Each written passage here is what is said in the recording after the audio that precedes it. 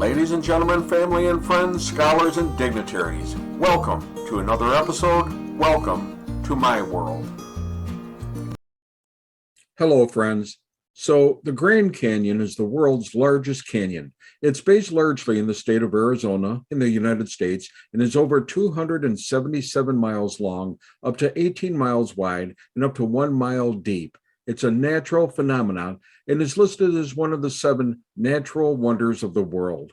Now, the reason I mention this is because if you stand on the rim, the precipice of the Grand Canyon, as I did, and yell into the canyon, again as I did, you will hear your voice return to you. It's an echo. It's a reflection of a sound wave that bounces off of a surface and returns to the sender. It's a repetition and sometimes repeats itself for several waves. So everyone knows about echoes, and probably everyone has tried it themselves. But the point is that essentially an echo is a sound, a specific form of energy that when released returns to the sender. And this is known as the law of echoes. And many would postulate that it's not a law of sound, but of energy. It's a law of energy where ideas, feelings, thoughts, words, behaviors, actions are types of energies that, when released, no matter where they are directed or in what form, they return to the sender.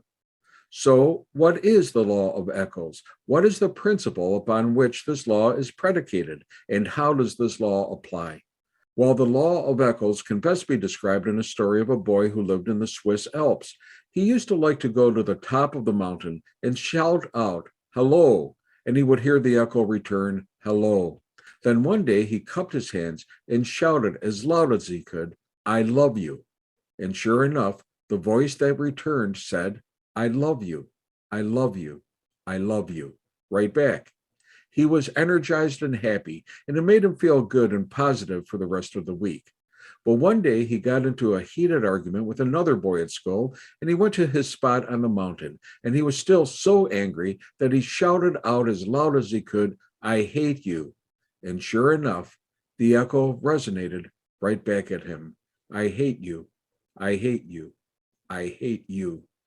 And he was shocked. He actually did not expect to hear that someone would dare say that to him. And in a way, the echo was signaling him out, and he was filled with a negative energy, and it impacted him, and he felt a sad and melancholy spirit for a few days. My friends, we have the natural laws like physics. We have civil laws, criminal laws, tax laws, and we have spiritual laws. And the law of echoes is a spiritual law, and far too many people don't know it or appreciate it for what it really is. The law of echoes is a law of energy.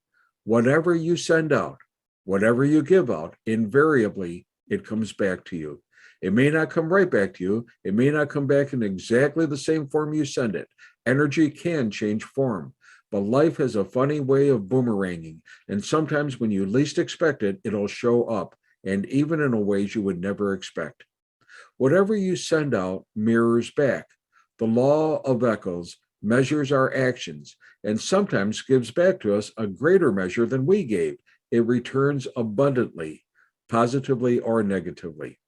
If you sing a beautiful song into a canyon, a beautiful song will return to you and upon you. If you shout a blessing into a canyon, the blessing returns to you and upon you. And if you shout a curse on someone into a canyon, the curse returns to you, and some people say, perhaps even upon you.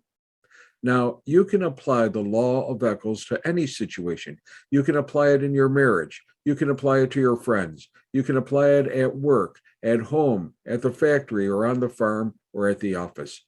And most importantly, the law of echoes applies to life. In other words, a person gets back from life exactly what a person gives to life. Give love, and you will get love back. Forgive, and you will be forgiven. Give, and gifts will be given back to you. But give anger, and you will receive anger.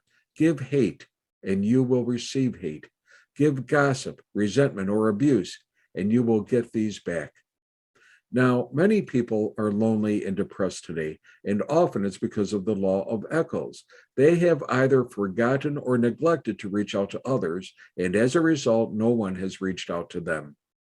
If you want your wife to be tolerant, to be patient, to be supportive, do you know where you begin?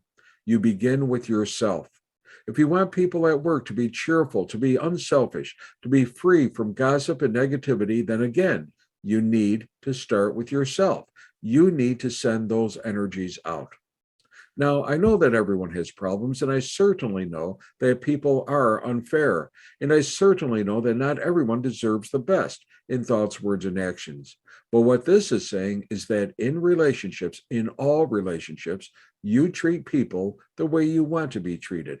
If you want to be treated fairly or be seen in a positive light, then treat others that way, and the energies will return to you even tenfold.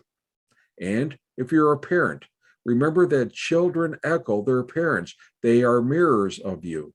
If you, as a parent, are negative, if you're demanding, if you're outspoken, critical, harsh, insensitive, severe, demeaning, then often, too often, your children will learn those same attitudes and values.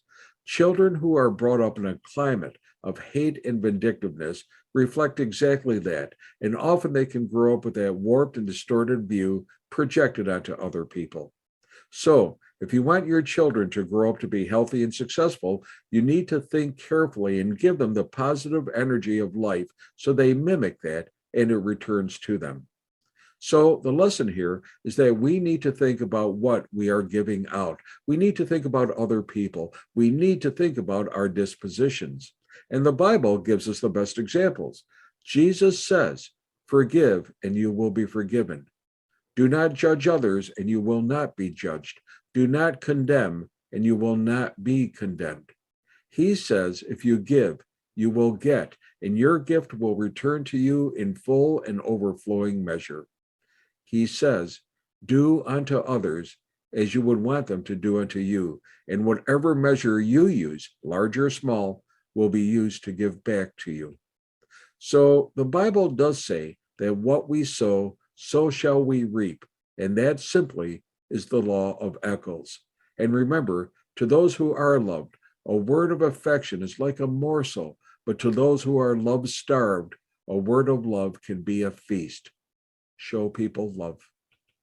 Essentially, God set up this amazing paradigm of energy where your thoughts, words, or actions can help or hurt another, but they can also rebound and come back to help or hurt yourself.